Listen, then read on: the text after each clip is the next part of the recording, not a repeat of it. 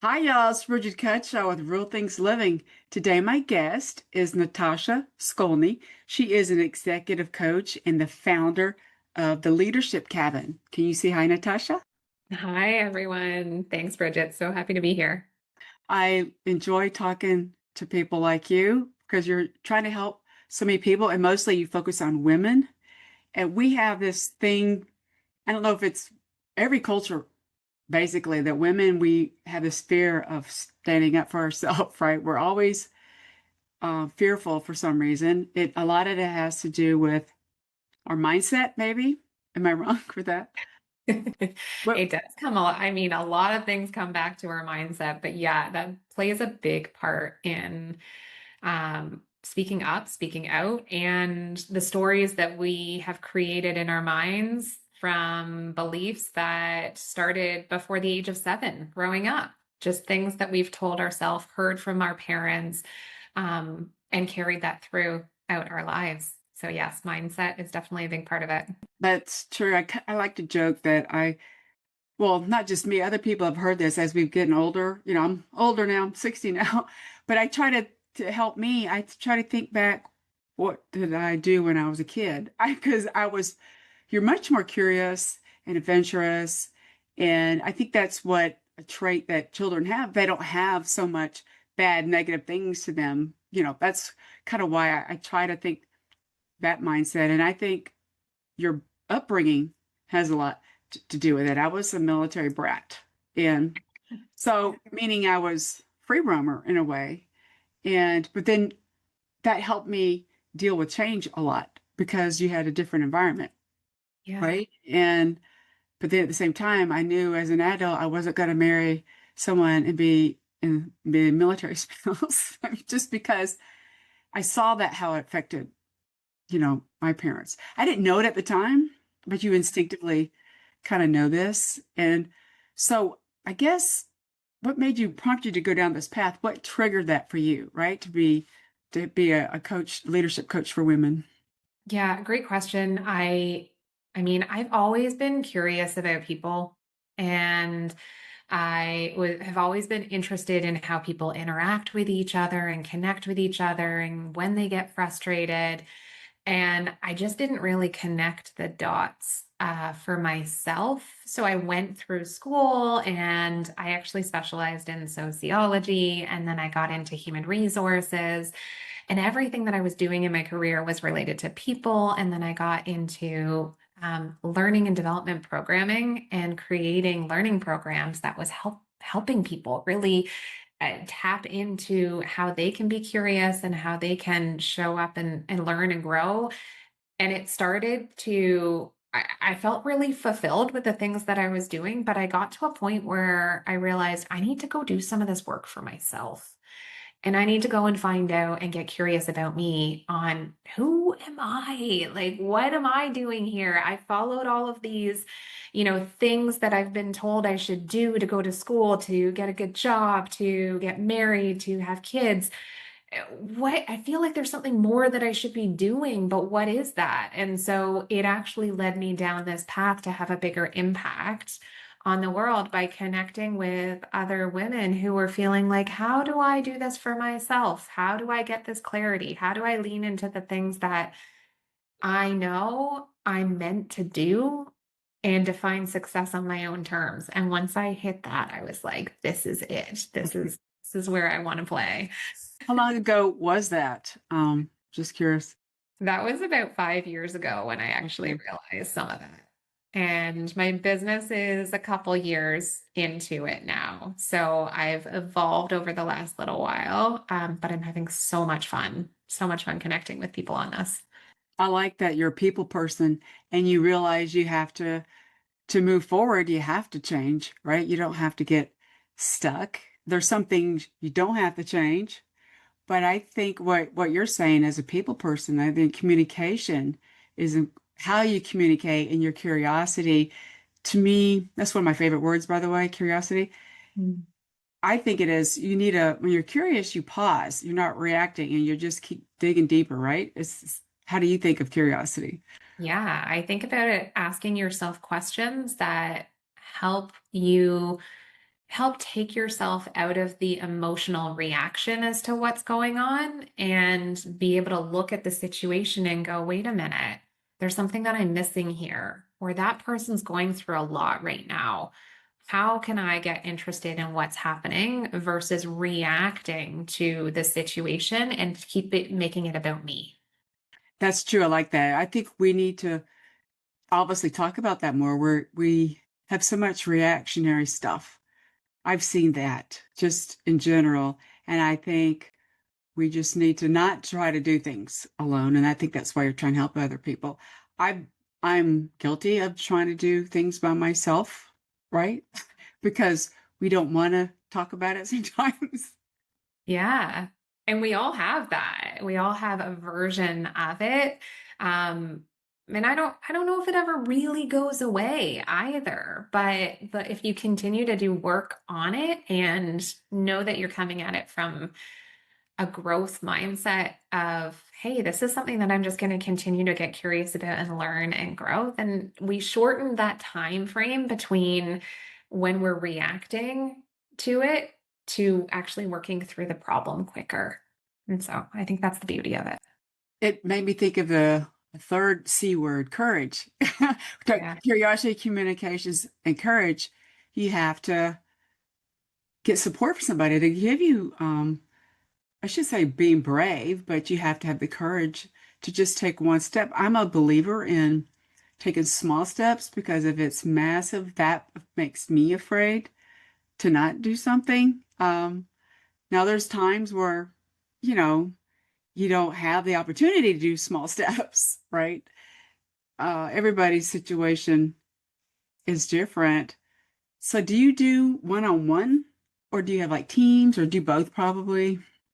I do both. And what you're talking about too is some of the part that really I love playing in that space because we can get stuck in almost awareness hell, I call it, where it's like, I know everything that's going on, and I'm still just staying here thinking about all the things that I'm noticing are going on. But it's in the now, what do I do with this? That is the fun part. And that, to your point, is where fear creeps in. It's where all of these things get in our way that stop us from taking action and changing, that having the support, having the coaching to work through that mindset shift will help to propel you forward. And so I do that in both one-on-one settings and I do it in team environments too. And it really helps support the movement forward. Do you have like a your own personal method? You know what I'm talking about? To do these little steps? The way that I set it up is I first focus on knowing yourself because when we know ourselves, we know what our triggers are, we know what happens. We also knowing other people, and I spend quite a bit of time on how to understand other people and their reactions and how to access the questions in the right way of kind of assessing the situation and looking at it, and then getting really clear on knowing your path forward. And when you know your path forward, you can help create that vision that's going to direct you and may help you make decisions so you're going in that direction. So knowing yourself, knowing others, and knowing where you're going is my framework. And a lot of that mindset, like you're talking about, it also helps you define maybe what success is going to be, right? And can you dive into that a little bit? Yeah, I mean, I can talk from my personal experience too, right? Like I Yes. 5 years ago, I got to this place where I thought I've done everything that I was told I should do to get to be successful, but why do I not feel fulfilled in the same way? Like what's missing here? And it wasn't until I gave myself the permission to go into what is really most important to me, and then I realized I wasn't actually asking myself these questions. I was using everyone else's version of what success looks like to define my own success. And of course, it's not going to line up. And so, a lot of the work that I do is with women to help get very curious about themselves, on what's important to them, define their own values. How are they showing up for them now? Why do you want them to show up? And let's start taking action and doing things that are going to help them live out what their purpose is on their terms so that they can feel joy and excitement in the things that they're doing. We only have one life, so let's do great things with this, right? I like the term life is short. I think it's important to, to remember that. And I like that you're helping again so many people realize that. It's some people just put out there all this, I should say guru stuff about how you do these massive changes. And I think that's again feeds fear if you read that or see that, because you people think I'm not good enough. And I think you probably agree with this, taking time to do yoga, taking time to go walk outside, that can help clear your mind of clutter. There's so much clutter. There's another C word, right? Yeah. 100%. And the routines, the mindfulness routines are what I consider non-negotiables. So my sleep is protected so much that even if I get pulled away because someone wants to be out for a late night or do something that's going to take me beyond my my bedtime, I don't agree to it. I don't do it because I know if I get to sleep by 10 o'clock, then I will get a restful sleep and I will show up in the right headspace the next day. And my morning routine has to start with journaling, with just like getting really in tune with what my body is telling me, what my mind is telling me, and focusing on what are the top 2 to 3 things that I need to accomplish for the day so I don't get pulled into the weeds of all the other things that are happening. So definitely finding the practices that work for you are going to be a game changer to stay in the right mindset that are gonna help you move forward. I like how you said that you got to know yourself, right? You have to understand yourself. Like I'm one of those people. I've always needed more sleep than what I don't know why. It's just the way I'm wired. 7 hours, 8 hours, not enough. I function so much better, Natasha, on 9, and I don't. That's just the way my body is, and I think we should, like as women, we don't, especially if you're a mom or you're, or taking care of other, you lack taking care of yourself, and so. There's an analogy like, put the mask on first if you're on an airplane rather before you help other people, right? That's kind of Yeah. what that analogy is. Yeah, it's take care of yourself first. You're important. And I would say that when I work with women to help support them become more confident in themselves, the first thing that I have them do is to build that integrity back in with themselves. Because there's a lot of people, a lot of women who naturally will serve everyone else first before serving themselves. And what it's actually telling our subconscious mind, if we're putting everyone else first, is that we're not important. And if we tell ourselves we're not important enough day over day, that's where resentment comes in. That's where frustration comes in. That's where self betrayal comes in. And so it's all of these things that play into the fact that we haven't put ourselves and gone for the walks in the morning that we said that we were going to do, because those are the things that help center us and feel good. It's the meals that we're not nourishing our bodies with because we had 1,000 other things to do. But every small action that we're saying no to ourselves in our subconscious mind, we're actually self-betraying ourselves in some way. So rebuilding that up is a big priority of the work I do. Right. Don't put yourself in the back seat, right? You need to, if you're going to help people, you to be in the, I should say the driver's seat, you're in the driver's seat for you. You have to take care of yourself. And I learned, like my personal experiences, I learned that I need more sleep and I can't handle caffeine very well. I naturally have a higher metabolism. And if I have caffeine, it's just, it adds cortisol. I'm sure I did all this training, I learned all this stuff to help me heal. Yeah. That it adds a lot of cortisol and all this stuff you're talking about, helping everybody I mean, you want to help people, but you add so much stress to your body and that affects your physical and mental health. 100%. Yeah. I think of how easy it is to stay in this heightened, almost like fight or flight state all the time. And it's the same thing about we're working and living at this high pace of a go, go, go mentality that it's only sustainable over a certain period of time before Yes, everyone starts saying they're burnt out, which, hello, that's what everyone's saying right now. it is. It happened to my husband. He got a little burnt out, and because and I was a working mom and I had to travel a lot. That was crazy. Yeah. Because I was trying to make money, and I know you have to have an income, but I am independent now, so but that helps me mentally and physically. It helps me, and so I've always a natural caregiver. You know what I'm saying? I try to help people, but I still I've learned I have to take care of myself too, Yeah.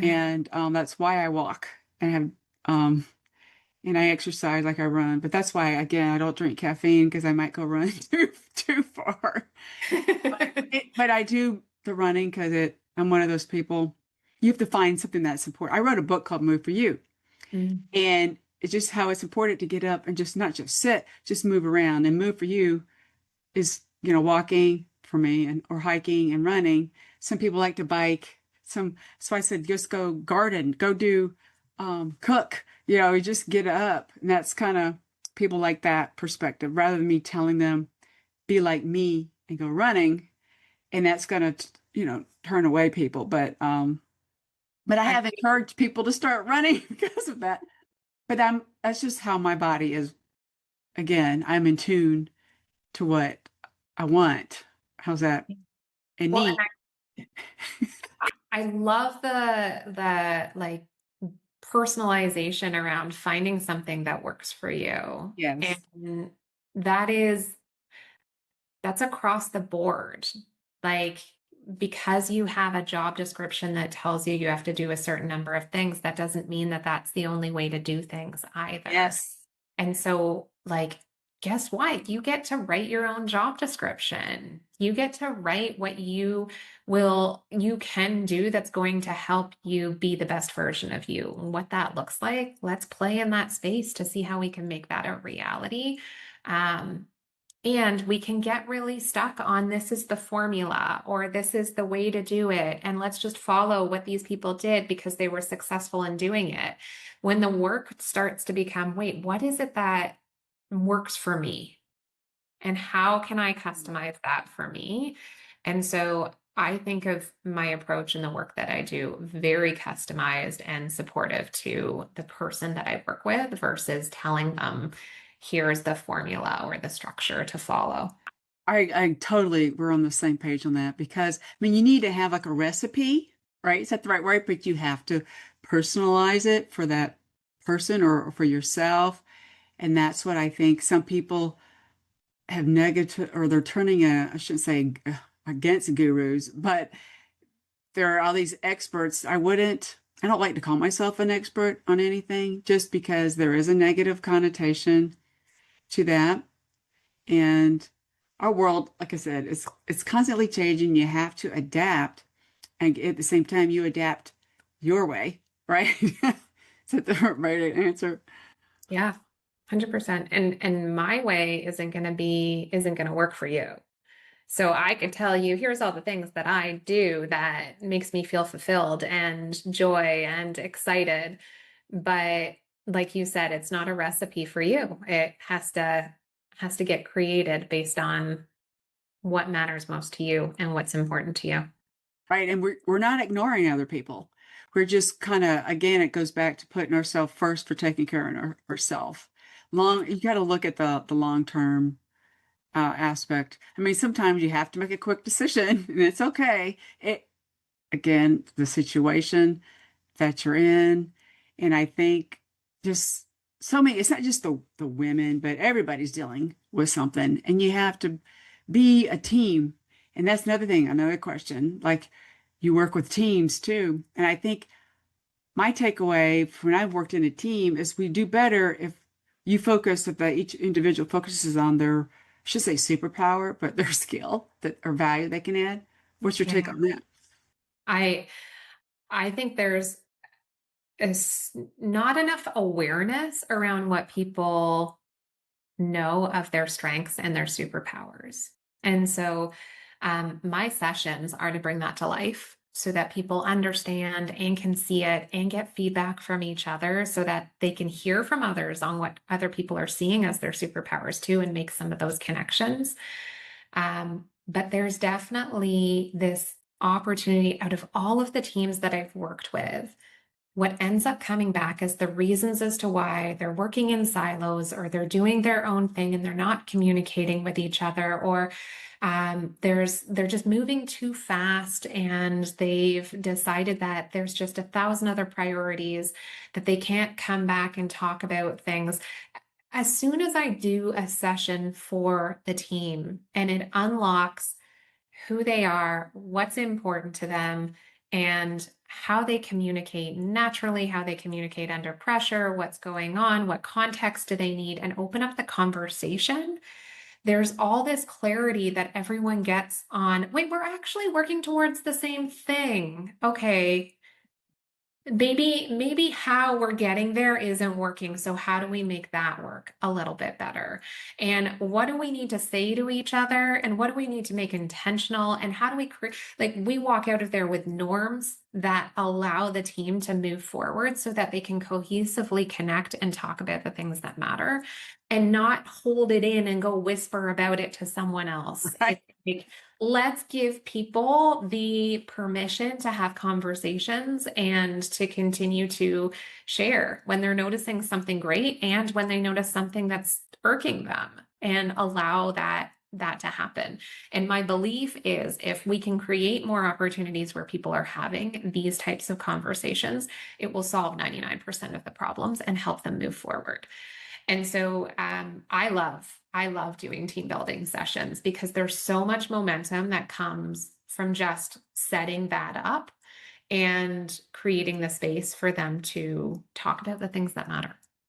It gives them, made me think of the word that gives them aha moments, right? Because when they're having these conversations, they don't realize. And I think my back understanding is that you were an athlete too, and I was as well. And I think you've learned a lot from that. And Yeah. you're, excuse me, coughing. You're applying that to your purpose, right? Yeah. Yeah, absolutely. I mean, I used to be a figure skater, so I used to always compete and I'm driven and I like to take things on and I am I've always been the person who wants to be the eager beaver, getting that next promotion, moving up the corporate ladder. Like, I get it. There's this intensity of wanting to be a high achiever and a high performer. And if you've got your blinders on and you're only focused on yourself, you lose the team behind you. So, how do you intentionally look back or connect with the person beside you and make sure you're all moving forward together? And that's the beauty of it. Yeah, I like that analogy. It's important. I agree with you. The sports stuff, especially as part of if you're part of a team as well, you learn so much from each other, and you're connect with them because of your humanity and your love for that particular sport. Um, like I'm just going off the tangent. My brother is really into hunting. I am not. I never was. I just can't do that. But he has friends that he does that with, right? And I would rather go hiking. I have a son who's into fishing, and that's kind of a sport, right? To me, it's maybe sport is the wrong word, but it's getting outside and connecting and doing something that makes you happy. You mentioned the joy earlier in our conversation. That is something people think you're not telling everybody to just make your day every day fun. You're just trying to find a way to weave it in, right?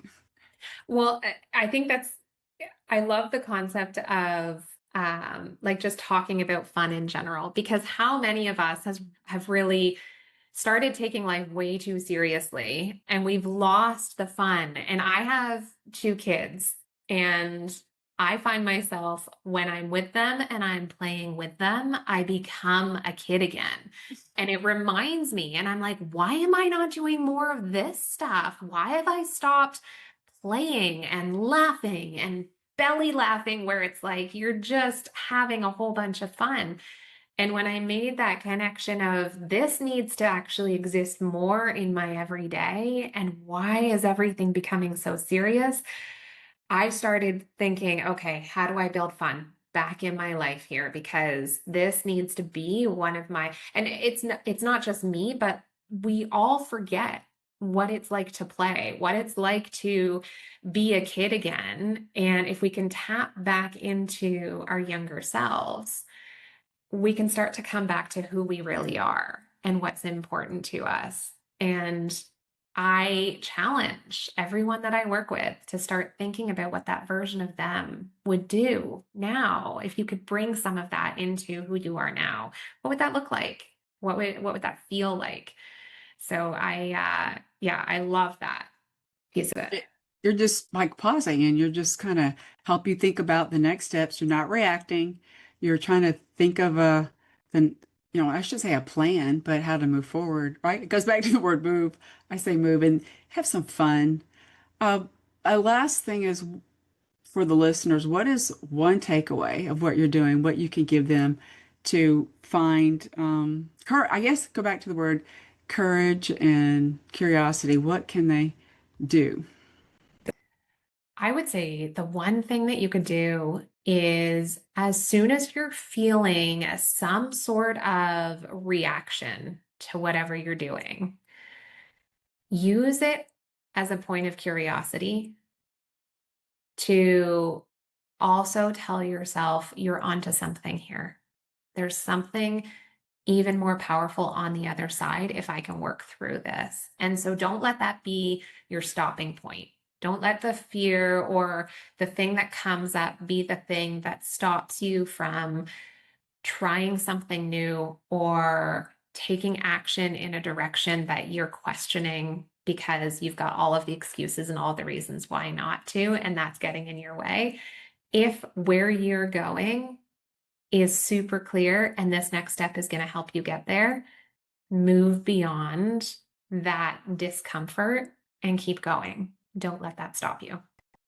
I like that. You just got to acknowledge it. And I really appreciate this, Natasha. I see you. I'm going to label you as the people person. I think you got to have our labels, right? You're the people person. And I think it's just so important. You make people, I'm sure you make me feel comfortable, especially in your HR background. This probably came really, really understand what it's like in the workplace.